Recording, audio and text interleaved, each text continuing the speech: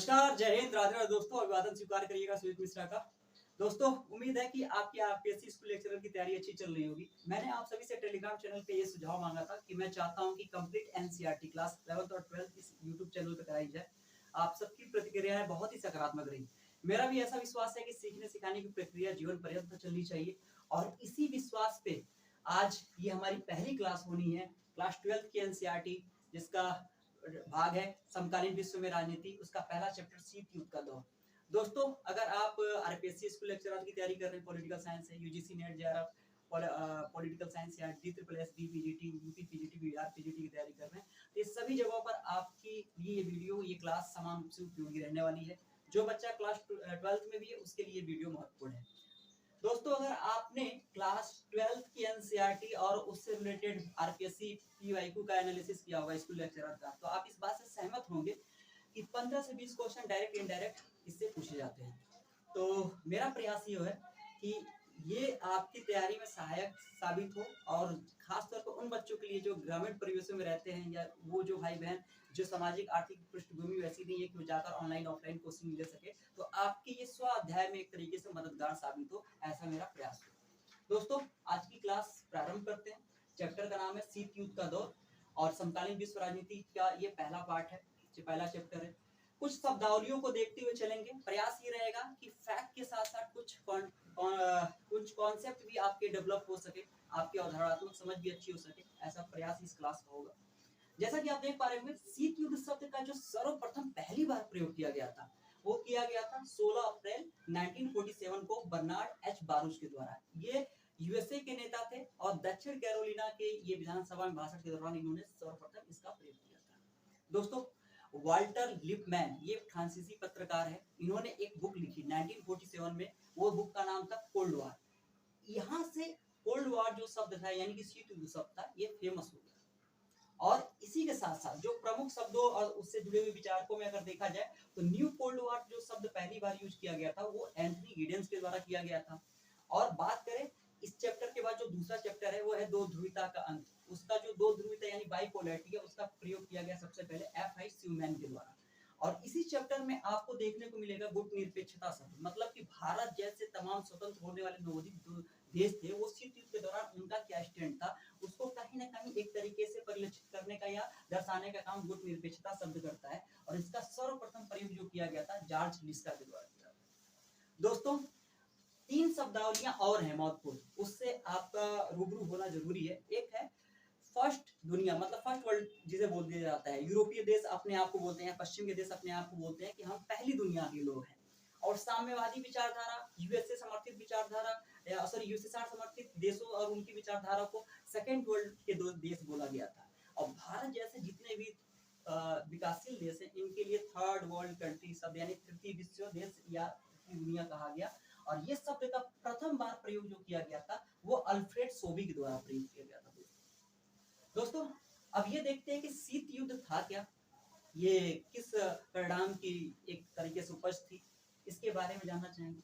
शीत युद्ध युद्ध जैसे वास्तविक युद्ध जैसी कोई स्थिति नहीं है, बस ये युद्ध का माहौल बना रहता है, युद्ध जैसी स्थिति बनी रहती है, लेकिन सामने अप्रत्यक्ष तौर पर डायरेक्ट कोई देश आमने सामने लड़ाई नहीं लड़ता। ये मानसिक तौर पे घटित होने वाली एक क्रिया, एक प्रोसेस है। जैसे कि कुछ इसके लक्षण है शीत युद्ध के, उससे आपकी कुछ ये धारणा और अच्छे से क्लियर होगी। देखिए, वैचारिक घृणा की बात करता है। जैसा कि हम सब जानते हैं कि शीत युद्ध या उससे पहले की अगर बात करें, तो दो शक्तियां थी, एक यूएसए और दूसरा यूएसएसआर था। यूएसए कहीं ना कहीं पूंजीवाद, उदारवाद, स्वतंत्रता के ऊपर बल देने वाला, या व्यक्ति को बुद्धिमान विवेकी मानने वाला कि उनको स्वतंत्र छोड़ दीजिए, वो स्वयं अपना विकास कर लेंगे। ऐसे लोकतांत्रिक मूल्यों को प्रचारित प्रसारित करने का काम यूएसए के द्वारा किया जा रहा था। यूएसएसआर बात समाजवाद की करता है, साम्यवाद की करता है, समानता पे बल देने की बात करता है, और जितने भी प्रकार के रिसोर्सेज हैं या एक असीमित राज्य की बात करता है, या सारे रिसोर्सेज कहीं ना कहीं राज्य के कंट्रोल में रहे, ऐसी जो धारणा या ऐसी विचारों को लेकर आगे बढ़ने वाला काम जो करता है, वो यूएसएसआर करता है। ये दोनों की जो विचारधारा थी, वो एक दूसरे के प्रति संकालु थी, संदेह की दृष्टि से थी। ना ये इसको संदेह से रहित देख पा रहा था, ना ये इसको देख पा रहा था। ऐसी चीजें धीरे धीरे आगे बढ़कर क्या रूप धारण कर ली, वो कहीं ना कहीं वैचारिक घृणापन का रूप धारण कर ली। दूसरा टॉपिक इसमें है राजनीतिक अविश्वास। जाहिर सी बात है कि हम राजनीतिक तौर पर एक दूसरे पे विश्वास नहीं कर पा रहे, ऐसी स्थिति कहीं न कहीं इन दोनों देशों में बनी हुई थी। फिर हमें देखने को मिलता है कूटनीतिक जोड़-तोड़। इसमें होता है कि महाशक्तियों के द्वारा छोटे देशों का प्रयोग कहीं न कहीं एक तरीके से अपनी स्वार्थ सिद्धि या अपने हितों की सिद्धि के लिए किया जा रहा था, और ये कहीं न कहीं कूटनीतिक जोड़-तोड़ ऐसा था कि पूरे विश्व को 2 खेमों में बाँटने का काम किया था। एक साम्यवादी विचारधारा समर्थित खेमा और एक पूंजीवादी विचारधारा समर्थित खेमा। सैनिक प्रतिस्पर्धा, राजनीतिक और वैचारिक तौर पे प्रोपेगेंडा तो चल ही रहा था, लेकिन अपने वर्चस्व को कहीं न कहीं साबित करने के लिए सैनिक गठजोड़, वेपन्स, हथियार, इन सब सारी चीजों को बनाने की बात चल रही थी। जासूसी, राजनीतिक और राजनयिक तरीके से ये जासूसी करने का भी एक दूसरे का काम कर रहे थे। और जब ऐसी स्थिति अगर किसी भी देशों के बीच में बनी रहेगी, तो जाहिर सी बात है कि संबंध मित्रतापूर्ण और घनिष्ठ नहीं होंगे, वो कटुतापूर्ण ही होंगे। तो ऐसी संबंध इसमें भी देखने को मिलता है। अर्थात अगर शीत युद्ध को बहुत सामान्य शब्दों में समझे तो शीत युद्ध यानी कि युद्ध की जैसी बनी हुई स्थिति है, इसमें प्रत्यक्ष तौर पर दो देश आमने सामने नहीं लड़ते हैं, वैचारिक तौर पर ये आपस में एक दूसरे से लड़ने का काम करते हैं, यानी कि प्रोपेगेंडा सहित ये चीजें आगे बढ़ने का काम होती है। फ्लेमिंग के विचारों से ये थोड़ा सा कॉन्सेप्ट और अच्छा आपको समझ में आएगा। फ्लेमिंग क्या कहते हैं?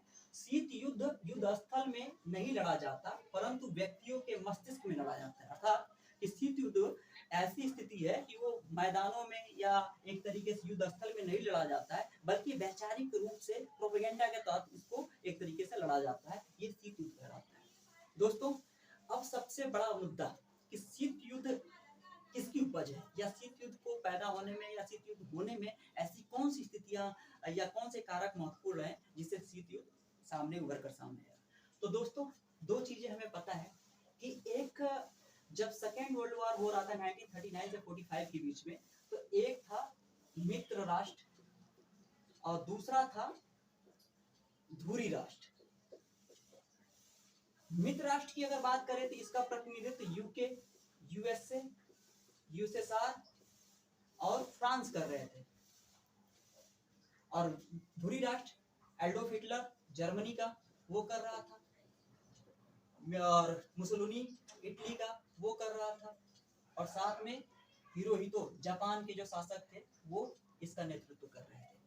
ऐसी स्थितियां कहीं ना कहीं हमें ये इसका परिणाम पता है शीत युद्ध का, सेकेंड वर्ल्ड वॉर का, कि इसकी परिणति ये रहती है कि मित्र राष्ट्रों के द्वारा धुरी राष्ट्रों को हरा दिया जाता है। परिणाम में ये सामने निकलकर सामने आता है कि दो महत्वपूर्ण शक्तिशाली देशों का उदय होता है, जो कहीं ना कहीं विश्व पटल पर एक महत्वपूर्ण भूमिका निभाने का काम करते हैं। वो था यूएसए और दूसरा यूएसएसआर। ये पूरी राजनीति को, वैश्विक राजनीति को अलग दिशा और दशा देने का ये प्रयास कर रहे थे, और यही जो अंतर विरोध या गतिरोध था, ये कहीं ना कहीं आगे चलकर शीत युद्ध का कारण बना। अब दोस्तों, कुछ इसमें ऐसे कदम थे जो अमेरिका के द्वारा उठाए जा रहे थे, और कुछ ऐसे कदम थे जो यूएसए के द्वारा उठाए जा रहे थे।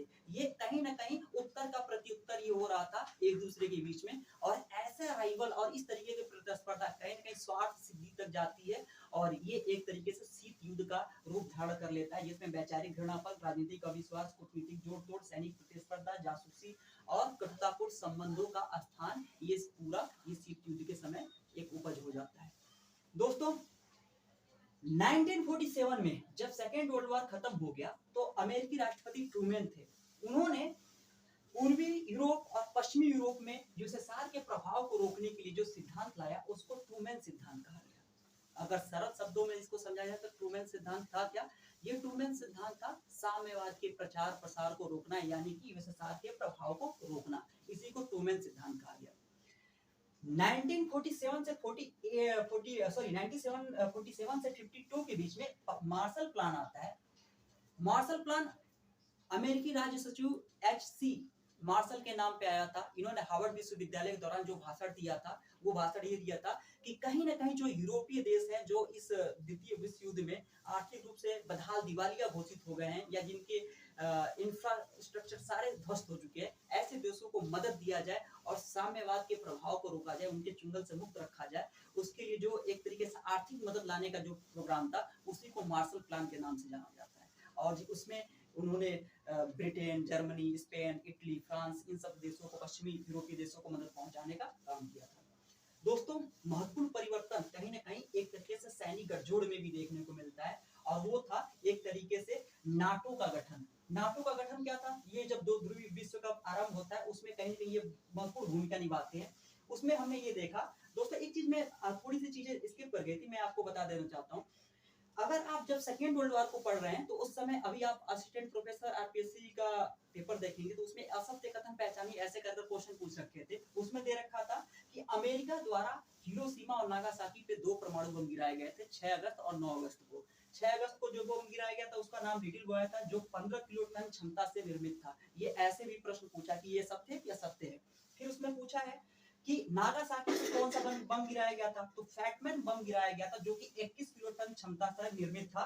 और इसी के बाद अब अमेरिका के सामने जापान ने अपने घुटने टेक दिए थे और जिसका परिणाम ये हुआ था कि जापान युद्ध हार गया और यूएसए समर्थित जो जितने भी देश थे यानी मित्र राष्ट्र के देश थे उनकी विजय होती है। तो ऐसे रिलेटेड भी प्रश्न आए थे और इस पे हमें ये भी देखने को पूछा है। एक प्रश्न उसमें कथन के तौर पे दे रखा था कि उस समय जापान के राजा कौन थे? तो उस समय के जापान के राजा हिरोहितो थे। ये सारी फैक्ट इसलिए बता रहा हूँ कि क्या पता हो सके आरपीएससी भी हमें इस तरीके के सवाल पूछ दे, तो आपकी समझ के लिए ये फैक्ट भी आगे काम देगा। हम बात कर रहे थे दो ध्रुवीयता का आरंभ कैसे होता है।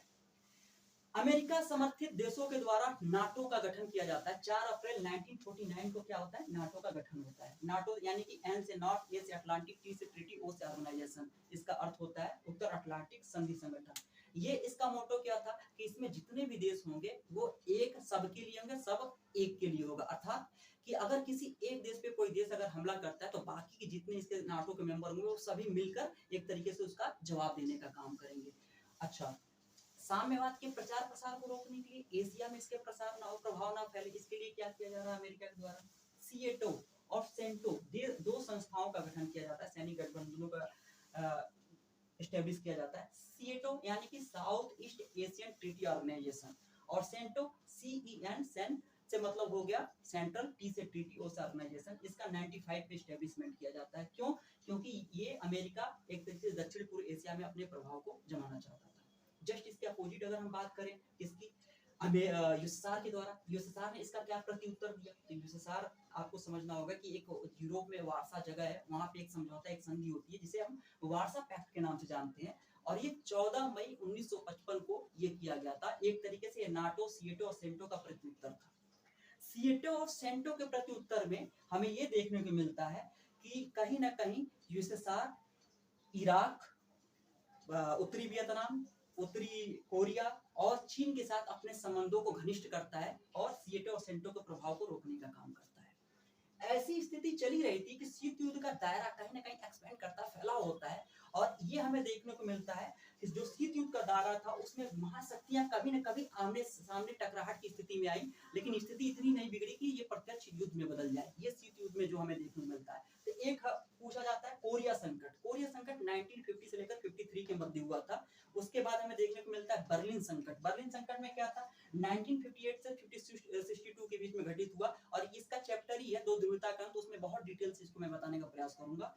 बस अभी इसका फिलहाल जिक्र ही कर देता हूँ। कांगो संकट। कांगो संकट में देखने को मिलता है 1960 के दशक में ये संकट उत्पन्न होता है और भारत जैसे देश इसमें क्या करे? एक प्रश्न दोस्तों बनता है गुट निरपेक्षता से। क्या कि गुट निरपेक्षता का आशय ये होता है कि तटस्थता और निष्क्रियता और कहीं ना कहीं अंतर्राष्ट्रीय मामलों से अपने आप को दूर रखा जाए? नहीं, ऐसा बिल्कुल नहीं है।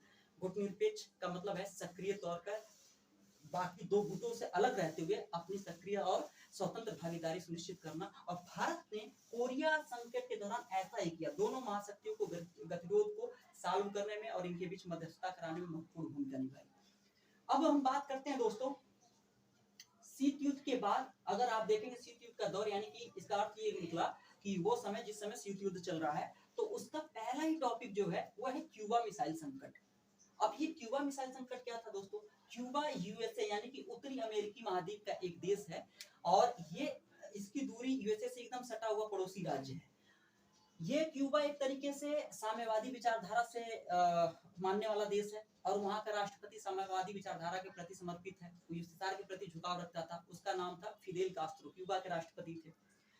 यूएसएसआर के द्वारा ऐसी आशंका जताई जाती है, कहीं ना कहीं मैं आपसे बताया ही था कि ये राजनीतिक अविश्वास जो था ये बहुत बड़ा रूप धारण किया। तो उसी राजनीतिक अविश्वास का ये कारण था कि अप्रैल 1961 में यूएसएसआर के द्वारा इस बात की आशंका जताई जाती है कि कहीं ऐसा ना हो कि यूएसए क्या करे क्यूबा में सैनिक हस्तक्षेप करे और वहां के राष्ट्रपति को अभ्यस्त कर तख्ता पलट कर वहां से उसको हटा दे और कोई पूंजीवाद से समर्थित किसी नेता को वहां का डमी राष्ट्रपति बना दे।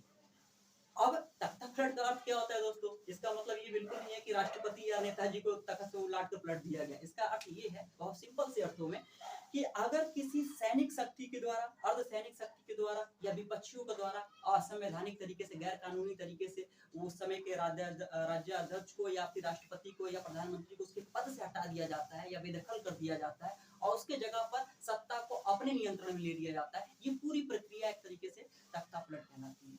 और इस डर से और इस शंका के मद्देनजर यूएसएसआर के द्वारा 1962 में क्या किया गया, क्यूबा के अंदर परमाणु मिसाइलें तैनात कर दी गई। अब ये पहली बार था कि पूरी अमेरिकी 2/3 भूभाग सीधे सीधे परमाणु रेंज मिसाइलों के रेंज में आ गया यूएसएसआर के। और इस बात की भनक अमेरिका को 3 हफ्ते बाद लगती है और ऐसी स्थिति में अमेरिका के द्वारा पूर्ण रूप से प्रतिरोध तो किया ही जाता है और दृढ़ निश्चयता भी इस बात को लेकर जताई जाती है कि यूएसएसआर की तरफ से जो ये कदम उठाए गए ये बहुत ही गलत है। लेकिन अमेरिकी राष्ट्रपति उस समय थे तत्कालीन जॉन एफ कैनेडी, उनके द्वारा इस बात का भी ध्यान रखा जा रहा था उनके सलाहकारों के द्वारा कि कोई ऐसी स्थिति उत्पन्न ना हो, कोई ऐसी गलती ना हो कि कहीं ना कहीं ये जो टकराहट है ये एक तरीके से परमाणु युद्ध में बदल जाए।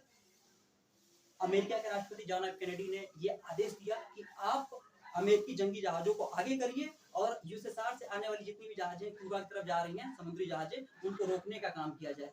निकिता क्रुश्चेव जो कि उस समय यूएसएसआर के राष्ट्रपति थे, उन्होंने बड़ी सूझबूझ का परिचय दिया और साथ साथ उन्होंने ये कदम उठाया कि यूएसएसआर जो वहां पे शीत युद्ध के दौरान क्यूबा में मिसाइल तैनात कर रखा था, परमाणु मिसाइल, उसको हटा लेने का काम करता है और तब जाकर ये गतिरोध शांत होता है। और ऐसी स्थिति में तब जाकर दुनिया चैन की सांस लेती है कि चलो अब तो संकट टला, नहीं तो परमाणु युद्ध आप समझ सकते हैं कि कितने भयावह हो सकते थे, पूरी दुनिया नष्ट हो सकती थी। ऐसी स्थिति और ऐसी घटनाओं को क्यूबा मिसाइल संकट के नाम से जाना गया। दोस्तों ये क्लास यहीं तक रखते हैं।